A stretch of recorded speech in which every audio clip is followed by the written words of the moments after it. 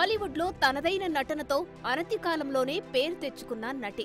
Star కమెడియన్ల సరసన నటించి అద్భుతమైన కామెడీ పండించి పలు అవార్డులను కైవసం చేసుకున్నారు. నటనలో ఎంతో ప్రతిభ చూపినా ఏదో ఒక వివాదంలో చిక్కుకుంటూ వార్తల్లోకి ఎక్కుతున్నారీ మహానటి.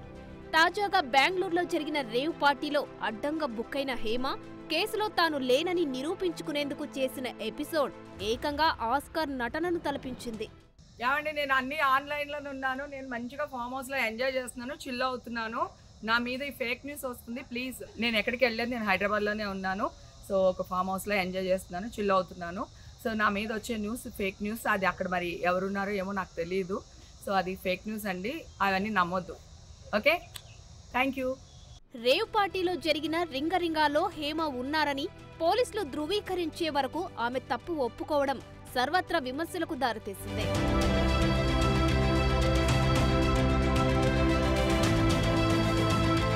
బెంగళూరు రేవ్ పార్టీలో 100 నుంచి 150 మంది నిందితులను గుర్తించినట్లు పోలీసులు తెలిపారు.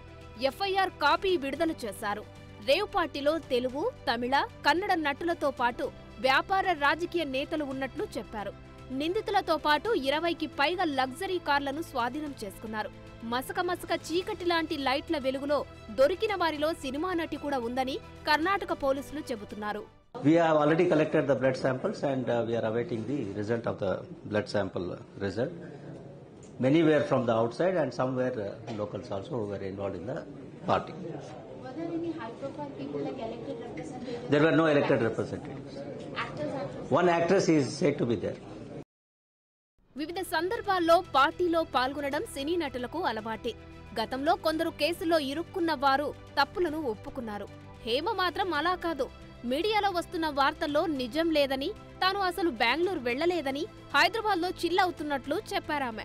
అంతేకాదు, అందుకు సాక్ష్యంగా వీడియోను కూడా రిలీజ్ చేశారు హేమ. తనను బద్నాం చేసేందుకు కొందరు యత్నిస్తున్నారంటూ మహానటి రేంజ్లో ఆరోపణలు చేసింది.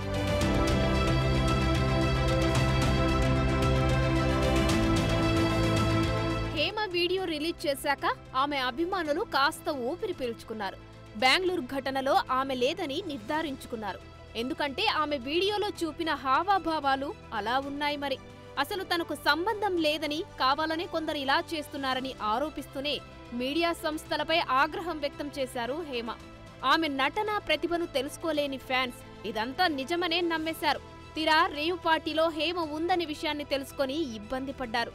తమ అభిమాన నటి అందులో పాల్గొనడం మాటెలా ఉన్నా తాను అక్కడ లేనంటూ ఆమె ఇచ్చిన ఎక్స్ప్రెషన్స్ కు ఫిదా అయి తర్వాత మోసపోయామని ట్వీట్లు చేశారు. దీంతో హేమ మరోసారి వార్తల్లోకెక్కారు.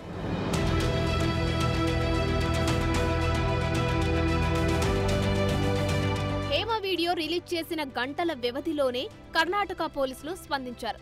రేవ్ పార్టీలో హేమ ఉందని, ఆమె పక్కనే ఉన్న ఓ వైపు నుంచి వీడియో తీసి రిలీజ్ చేసిందంటూ కుండబద్దలు కొట్టారు. దానికి సంబంధించిన కొన్ని ఆధారాలను కూడా పోలీసులు విడుదల చేశారు. ఇలా అబద్ధాలు చెప్పడంతో హేమపై బెంగళూరు పోలీసులు గుర్రుగా ఉన్నారు. పోలీసుల కస్టడీలో ఉండి పక్కకు వెళ్లి వీడియో తీసి మీడియాకు పంపి తప్పుదోవ పట్టించే ప్రయత్నం చేశారని హేమపై ఆగ్రహం వ్యక్తం చేశారు. హేమ చర్యపై అలర్ట్ అయిన పోలీసులు వెంటనే ఆమె చేతిలో ఉన్న సెల్ ఫోన్ లాక్కున్నారని తెలుస్తోంది. ఇక గతంలోనూ అనేక వివాదాల్లో హేమ పేరు మార్మోగింది.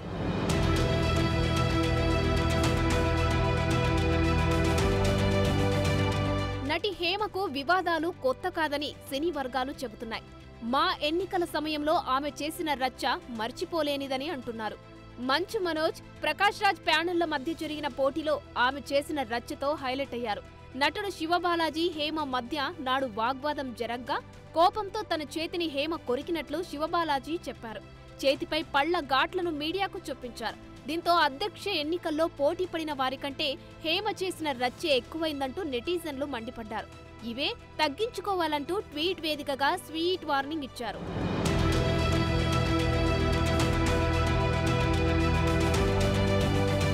వ్యక్తిగత జీవిత విషయంలోనూ హేమ కొన్ని చోట్ల వివాదంగా మారారు. తన భర్తకు లిప్ లాక్ కిస్ ఇస్తూ దానిని ఫోటో తీయించి వార్తల్లోకెక్కారు. అప్పటికే ఆమె వయసు సుమారు 45 ఏళ్ల పైమాటే. లేటు వయసులో ఈ ఘాటు పనులేంటని నాడు హేమపై విమర్శలు వచ్చాయి.